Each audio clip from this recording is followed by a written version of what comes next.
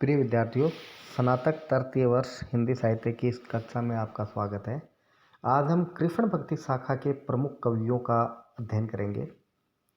इसमें प्रमुख कवि हैं सूरदास, नंददास, कृष्णदास, परमानंद, कुंभनदास, चतुर्भुज, छीत स्वामी, गोविंद स्वामी, हित हरिवंश, गदाधर भट्ट, मीराबाई, स्वामी हरिदास, सूरदास मदन मोहन, श्री भट्ट, व्यास जी।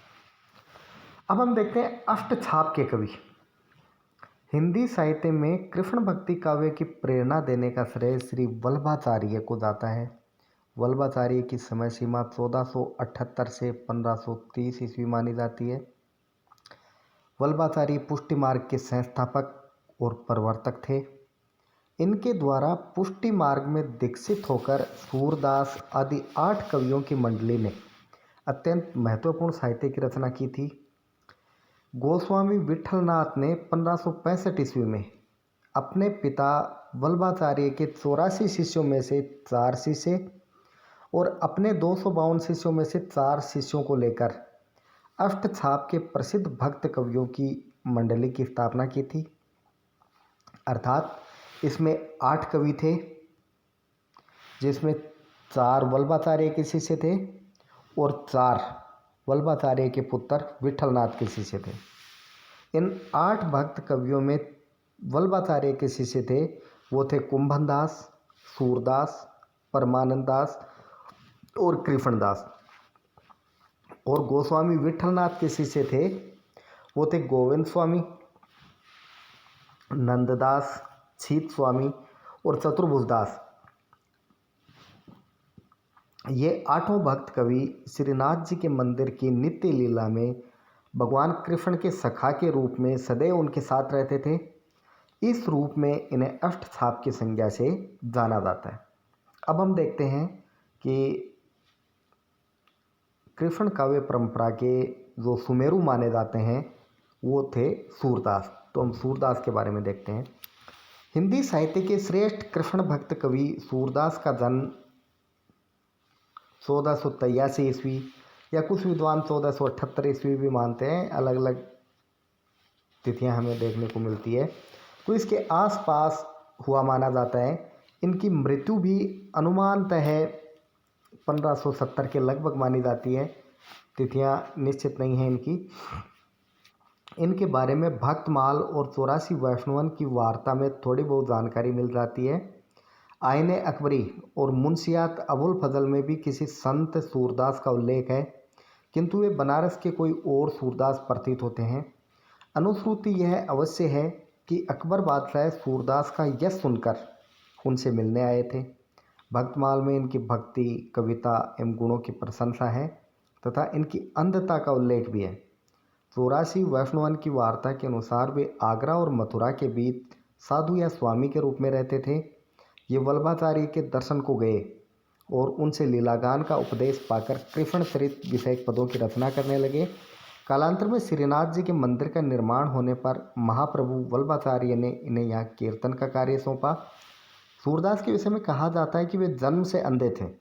उन्होंने अपने को जन्म को अंधर कहा भी है कई पंक्तियों में, किंतु उनके शब्दार्थ पर अधिक नहीं जाना चाहिए। सूर के काव्य में प्रकृतियाँ और जीवन का जो सूक्ष्म सौंदर्य चित्रित है उससे यह नहीं लगता कि वे जन्म से अंधे थे। उनके विषय में ऐसी कहानी भी मिलती है कि तीव्र अंतर्द्वंद्व के किसी क्षण में उन्होंने अपनी आंखें फोड़ ली थी। यह उचित भी मालूम पड़ता है कि वे जन्मांध नहीं थे, कालांतर में अपनी आंखों की ज्योति खो बैठे थे। सूरदास अब अंधे लोगों को कहते हैं। ये परंपरा सूरदास के अंधे होने से चली है। सूर का आशय सूर अर्थात वीर से है। सूर और सती मध्यकालीन भक्त साधकों के प्रमुख आदर्श थे। सूरदास की कृतियां हैं सूर सागर, सूर सारावली और साहित्य लहरी। इनकी सूर सागर रचना सबसे ज़्यादा प्रसिद्ध है, जो श्रीमद् भागवत के 10वें स्कंद के कथानक पर आधारित है। इसमें जो भ्रमर गीत है वो भ्रमर गीत इसी सूर सागर का एक अंश है। सबसे पहले हिंदी में भ्रमर गीत की परंपरा की शुरुआत भी सूरदास के द्वारा की गई थी। साहित्य लहरी है वो सूरदास के दृष्टकूट पदों का संग्रह है। अब हम देखते हैं ध्रुवदास। दुर्गादास श्री हित हरिवंश के शिष्य सपने में ही बन गए थे। इसके अतिरिक्त उनका कुछ जीवन व्रत प्राप्त नहीं हुआ। वे अधिकतर वृंदावन में ही रहा करते थे। उनकी रचना बहुत ही विस्तृत है और इन्होंने पदों के अतिरिक्त दोहा, चौपाई, कवित, सवैये आदि अनेक पदों में भक्ति और प्रेम तत्वों का वर्णन किया है। उनकी कृतियाँ हैं वृंदावन सत, श्रृंगार सत, रस रत्नावली, नेह मंजरी, रहस्य मंजरी, सुख मंजरी, रति मंजरी, वन विहार, रंग विहार, रस विहार, आनंद दशा विनोद, रंग विनोद, नृत्य विलास, रंग हुलास, मान लीला, प्रेम लता, प्रेमावली, भजन कुंडलिया, भक्त नामावली इत्यादि। अर्थात इनकी जो रचनाएं हैं वो बहुत मात्रा में प्राप्त होती हैं, लेकिन इसके जीवन वर्णन के बारे में ज़्यादा जानकारी प्राप्त नहीं है। अब हम देखते हैं रस खान। ये दिल्ली के एक पठान सरदार थे, जाति से मुसलमान थे। ये लौकिक प्रेम से कृष्ण प्रेम की ओर उन्मुख हुए। ये गोस्वामी विठलनाथ के बड़े कृपापात्र शिष्य थे। रसखान ने कृष्ण का लीलागान गेय पदों में नहीं बल्कि सवैयों में किया है। रसखान को सवैया छंद सिद्ध था। जितने सहज सरस प्रवाहमय सवैये रसखान के हैं उतने शायद ही किसी अन्य कवि के हों। रसखान का कोई ऐसा सवैया नहीं मिलता जो उच्च स्तर का न हो। उनके सवैये की मार्मिकता का बहुत बड़ा आधार दृश्यों और बाह्यांतर स्थितियों की योजना में है। वही योजना रसखान के सवैयों के ध्वनि प्रवाह में है। ब्रज भाषा का ऐसा सहज प्रवाह है अन्यत्र बहुत कम मिलता है। रसखान सूफियों का हृदय लेकर कृष्ण की लीला पर काव्य रचते हैं। उनमें उल्लास, मादकता और उत्कटता तीनों का संयोग है। ब्रजभूमि के प्रति जो मोह है रसखान की कविताओं में दिखाई पड़ता है, वही उनकी सबसे बड़ी विशेषता है। रसखान की कृतियाँ हैं सुजान रसखान, प्रेम वाटिका और भी कई कृतियाँ हैं जो वर्तमान में इनकी नहीं मानी जाती या फिर वर्तमान में मिलती नहीं हैं। ये दो कृतियाँ मिल जाती हैं, सुजान रसखान और प्रेम वाटिका। अब हम देखते हैं व्यास जी। इनका पूरा नाम हरिराम व्यास था और वे ओरछा के रहने वाले थे। ओरछा नरेश मधुकर शाह के राजगुरु थे। पहले गौड़ संप्रदाय के वैष्णव थे, पीछे हित हरिवंश के शिष्य होकर राधा वल्लभी हो गए। इनका समय 1563 के आसपास माना जाता है। इनकी रचना परिमाण में भी बहुत विस्तृत है और विषय भेद के विचार से भी। अधिकांश कृष्ण भक्तों की अपेक्षा ये व्यापक हैं। ये श्री कृष्ण की बाल लीला और श्रृंगार लीला में लीन रहने पर भी बीच में संसार पर दृष्टि डाल लिया करते थे। इन्होंने तुलसीदास के समान दुष्टों, पाखंडियों आदि का भी स्मरण किया और रसखान के अतिरिक्त तत्व निरूपण में भी ये प्रवृत्त हुए। अब हम देखते हैं स्वामी हरिदास। ये महात्मा वृंदावन में निम्बार्क मत के अंतर्गत टट्टी संप्रदाय, जिसे सखी संप्रदाय भी कहते हैं, उसके संस्थापक थे और अकबर के समय में एक सिद्ध भक्त और संगीत कलाकोविद माने जाते थे। कविता काल 1543 से 1560 ईस्वी के बीच है। प्रसिद्ध गायनाचार्य तानसेन, जो सम्राट अकबर के दरबार में रहते थे, इनका गुरुवत सम्मान करते थे। यह प्रसिद्ध है कि अकबर बादशाह साधु के वेश में तानसेन के साथ इनका गाना सुनने के लिए गए थे। कहते हैं कि तानसेन इनके सामने गाने लगे और उन्होंने जानबूझकर गाने में कुछ भूल कर दी। इस पर स्वामी हरिदास ने उसी गाने को शुद्ध करके गाया। इस युक्ति से अकबर को इनका गाना सुनने का सौभाग्य प्राप्त हो गया। पीछे अकबर ने इनको कुछ भेंट वगैरह देनी चाहिए, पर इन्होंने स्पष्ट मना कर दिया। इनका जन्म समय कुछ ज्ञात नहीं है। कृतियाँ हैं स्वामी हरिदास जी के पद और हरिदास जी की बानी। अब हम देखते हैं मीराबाई। ये मेड़तिया के राठौड़ रतन सिंह की पुत्री, राव दूधा की पोत्री और जोधपुर के बसाने वाले प्रसिद्ध राव जोधा जी की परपोत्री थी। इनका जन्म 1516 ईस्वी में चौकड़िया कुड़की नाम के गांव में हुआ था और विवाह उदयपुर के महाराणा कुमार भोजराज के साथ हुआ। ये आरंभ से ही कृष्ण भक्ति में लीन रहा करती थी। विवाह के बाद थोड़े दिनों में इनके पति का परलोकवास हो गया। ये प्राय मंदिर में जाकर उपस्थित भक्तों और संतों के बीच श्री कृष्ण भगवान की मूर्ति के सामने आनंद मग्न होकर नाचती और गाती थी। कहते हैं कि इनके इस राजकुल विरुद्ध आचरण से इनके स्वजन लोक निंदा के भय से रुष्ट रहा करते थे। यहाँ तक कहा जाता है कि इन्हें कई बार विष देने का प्रयत्न किया गया, पर विष का कोई प्रभाव इन पर नहीं हुआ। घर वालों के व्यवहार से खिन्न होकर ये द्वारका और वृंदावन के मंदिरों में घूम घूम कर भजन सुनाया करती थी। ऐसा प्रसिद्ध है कि घर वालों से तंग आकर इन्होंने गोस्वामी तुलसीदास को ये पद लिखकर भेजा था कि स्वस्ति श्री तुलसी कुलभूषण दूषण हरण गोसाई, 12 बार प्रणाम करहु अब हरऊ शोक समुदायी। घर के स्वजन हमारे जेते सबन उपाधि बढ़ाई, साधु संग अरु भजन करत मोहि देत कलेश महाई। मेरे मात पिता के सम हो हरि भक्तन सुखदाई, हमको कहा उचित करीबो है सो लिखिए समझाई।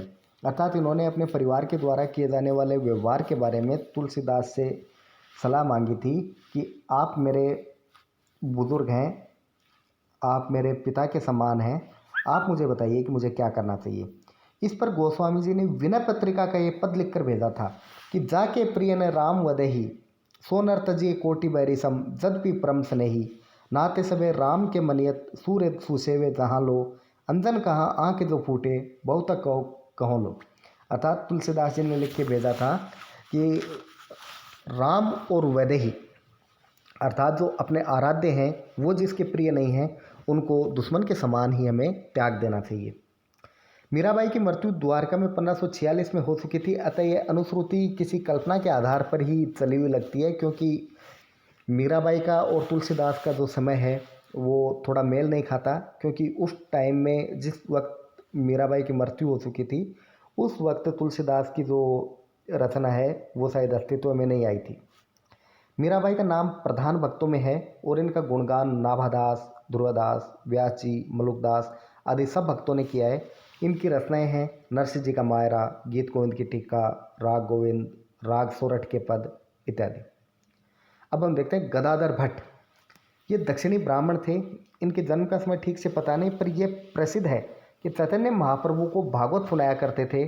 इनका समर्थन भक्तमाल की इन पंक्तियों से भी होता है। भागवत सुधा बरखे बदन, काहू को नाहिन दुखद, गुण निकर गदाधर भट्ट, अति सबहीन को लागे सुखद। तो इसे लगता है कि ये महाप्रभु चैतन्य के समकालीन थे। संस्कृत के चूड़ान पंडित होने के कारण शब्दों पर इनका बहुत विस्तृत अधिकार था। इनका पद विन्यास भी बहुत ही सुंदर था। अब हम देखते हैं स्वामी हित हरिवंश।